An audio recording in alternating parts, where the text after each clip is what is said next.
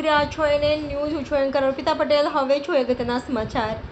વડોદરામાં બંધ દુકાનમાં થયેલ ઘરફોડ ચોરીના ગુનામાં સંડોવાયેલ અને 1.5 મહિનાથી નાસ્તો ફરતો રીઢો આરોપી ઇબ્રાહીમ ઉર્ફે એટીએમને શોધી કાઢતી વડોદરા શહેર ક્રાઇમ બ્રાન્ચ.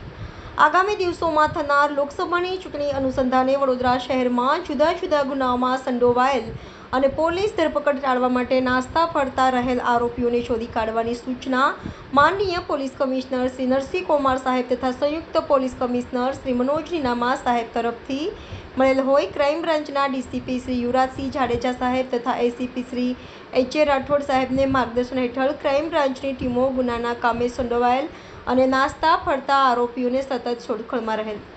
ક્રાઇમ બ્રાન્ચના પોલીસ ઇન્સ્પેક્ટર આર.જી. જાડેજા તથા પોલીસ ઇન્સ્પેક્ટર એચ.ડી. તુવરનાઓની દોરવણી હેઠળ police sub inspector V.P.. Chauhan તથા ટીમના માણસોએ શહેર વિસ્તારમાં પેટ્રોલિંગ દરમિયાન બાતમીદારથી મળેલ બાતમીના આધારે વાઘોડિયા ડભોઈ રિંગ રોડ શરણમ 4 રસ્તા ખાતે જતા ત્યાં હાજર રહેલ એક ઈસમ પોલીસને જોઈ ભાગવાનો પ્રયત્ન કરેલ, પરંતુ સદર ઈસમને ત્યાં જ ઠોકર વાગી જતા ત્યાં જ પડી જતા, જેથી સદર ઈસમના નામે ઇબ્રાહીમ ઉર્ફે એટીએમ સિદ્દીકભાઈ તાહેરવાલા રહે ગુલમીરશાહ મસ્જિદ પાસે મોગલવાડા વાડી વડોદરા, મૂળ વાડી તાઈવાડા વડોદરાને પકડી પાડી સદર ઈસમની પૂછપરછ દરમિયાન અને સદર ઈસમની ખાતરી તપાસ દરમિયાન સદર ઈસમને સાગરીતો સાથે મળી 1.5 મહિના પહેલા ડભોઈ રોડ નરસિંહ એસ્ટેટમાં બંધ દુકાનમાં રાત્રિના સમયે ઘરફોડ ચોરીના ગુનાઓ આચરેલ હોય.